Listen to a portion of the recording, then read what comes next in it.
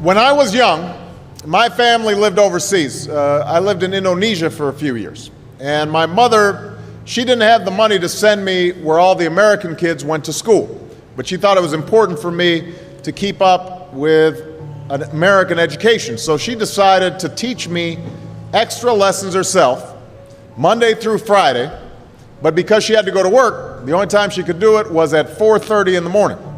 But whenever I'd complain, my mother would just give me one of those looks and she'd say, "This is no picnic for me either, Buster." So I know that some of you are still adjusting to being back at school, but I'm here today because I have something important to discuss with you. My father left my family when I was 2 years old, and I was raised by a single mom who had to work and who struggled at times to pay the bills and wasn't always able to give us the things that other kids had. There were times when I missed having a father in my life. There were times when I was lonely and I felt like I didn't fit in. So I wasn't always as focused as I should have been on school. And I did some things that I'm not proud of. And I got in more trouble than I should have.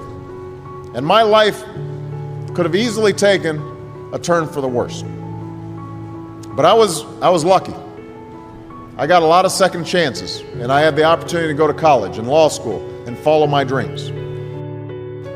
My wife, our First Lady, Michelle Obama, she has a similar story. Neither of her parents had gone to college, and they didn't have a lot of money. But they worked hard, and she worked hard so that she could go to the best schools in this country. Some of you might not have those advantages. Maybe you don't have adults in your life who give you the support that you need. Maybe someone in your family has lost their job, and there's not enough money to go around. Maybe you live in a neighborhood where you don't feel safe, or have friends who are pressuring you to do things you know aren't right. Maybe you could be a great writer, maybe even good enough to write a book or articles in a newspaper, but you might not know it until you write that English paper, that English class paper that's assigned to you. Maybe you could be an innovator or an inventor, maybe even good enough to come up with the next iPhone or the new medicine or vaccine, but you might not know it until you do your project for your science class. Maybe you could be a mayor or a senator or a Supreme Court justice, but you might not know that until you join student government or the debate team. And no matter what you want to do with your life, I guarantee that you'll need an education to do it. You want to be a doctor or a teacher or a police officer? You want to be a nurse or an architect, a lawyer or a member of our military? You're going to need a good education for every single one of those careers. You cannot drop out of school and just drop into a good job. You've got to train for it and work for it and learn for it. And this isn't just important for your own life and your own future. What you make of your education will decide nothing less than the future of this country. The future of America depends on you. What you're learning in school today will determine whether we as a nation can meet our greatest challenges in the future. You'll need the knowledge and problem-solving skills you learn in science and math to cure diseases like cancer and AIDS, and to develop new energy technologies and protect our environment. You'll need the insights and critical thinking skills you gain in history and social studies to fight poverty and homelessness, crime and discrimination, and make our nation more fair and more free. You'll need the creativity and ingenuity you develop in all your classes to build new companies that will create new jobs and boost our economy. We need every single one of you to develop your talents and your skills and your intellect so you can help us old folks solve our most difficult problems. If you don't do that, if you quit on school, you're not just quitting on yourself, you're quitting on your country. Now, I know it's not always easy to do well in school. I know a lot of you have challenges in your lives right now that can make it hard to focus on your schoolwork. I get it. I know what it's like. But at the end of the day, the circumstances of your life, what you look like, where you come from, how much money you have, what you've got going on at home, none of that is an excuse for neglecting your homework or having a bad attitude in school. That's no excuse for talking back to your teacher or cutting class or dropping out of school. There is no excuse for not trying. Where you are right now doesn't have to determine where you'll end up. No one's written your destiny for you. Because here in America, you write your own destiny. You make your own future. That's what young people like you are doing every day all across America. And that's why today I'm calling on each of you to set your own goals for your education and do everything you can to meet them. Your goal can be something as simple as doing all your homework, paying attention in class, or spending some time each day reading a book. Maybe you'll decide to get involved in an extracurricular activity or volunteer in your community. Maybe you'll decide to stand up for kids who are being teased or bullied because of who they are or how they look. Because you believe, like I do, that all young people deserve a safe environment to study and learn. Maybe you'll decide to take better care of yourself so you can be more ready to learn. But whatever you resolve to do, I want you to commit to it. I want you to really work at it. I know that sometimes you get that sense from TV that you can be rich and successful without any hard work.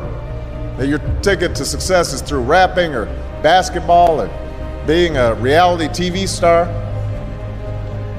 Chances are you're not going to be any of those things. The truth is, being successful is hard. You won't love every subject that you study. You won't click with every teacher that you have. Not every homework assignment will seem completely relevant to your life right at this minute. And you won't necessarily succeed at everything the first time you try. That's okay. Some of the most successful people in the world are the ones who've had the most failures. J.K. Rowling, who wrote Harry Potter. Her first Harry Potter book was rejected 12 times before it was finally published. Michael Jordan was cut from his high school basketball team. He lost hundreds of games and missed thousands of shots during his career. But he once said, "I have failed over and over and over again in my life, and that's why I succeed." These people succeeded because they understood that you can't let your failures define you. You have to let your failures teach you. You have to let them show you what to do differently the next time. So if you get into trouble, that doesn't mean you're a troublemaker. It means you need to try harder to act right. If you get a bad grade, that doesn't mean you're stupid. It just means you need to spend more time studying. No one's born being good at all things. You become good at things through hard work. You're not a varsity athlete the first time you play a new sport. You don't hit every note the first time you sing a song. You've got to practice. The same principle applies to your schoolwork. You might have to do a math problem a few times before you get it right. You might have to read something a few times before you understand it. You definitely have to do a few drafts of a paper before it's good enough to hand in. Don't be afraid to ask questions. Don't be afraid to ask for help when you need it. I do that every day. Asking for help isn't a sign of weakness, it's a sign of strength. Because it shows you have the courage to admit when you don't know something, and that then allows you to learn something new. So find an adult that you trust, a parent, a grandparent, or a teacher, a coach, or a counselor, and ask them to help you stay on track to meet your goals. And even when you're struggling, even when you're discouraged, and you feel like other people have given up on you, don't ever give up on yourself. Because when you give up on yourself, you give up on your country. The story of America isn't about people who quit when things got tough. It's about people who kept going, who tried harder, who loved their country too much to do anything less than their best. It's the story of students who sat where you sit 250 years ago and went on to wage a revolution, and they founded this nation. Young people. Students who sat where you sit 75 years ago, who overcame a depression and won a world war, who fought for civil rights and put a man on the moon. Students who sat where you sit 20 years ago, who founded Google and Twitter and Facebook and changed the way we communicate with each other. So today, I want to ask all of you, what's your contribution going to be? What problems are you going to solve? What discoveries will you make? What will a president who comes here in 20 or 50 or 100 years say about what all of you did for this country? You know, your families, your teachers, and I are doing everything we can to make sure you have the education you need to answer these questions. I'm working hard to fix up your classrooms and get you the books and the equipment and the computers you need to learn. But you've got to do your part too. So I expect all of you to get serious this year. I expect you to put your best effort into everything you do. I expect great things from each of you. So don't let us down. Don't let your family down or your country down. Most of all, don't let yourself down. Make us all proud.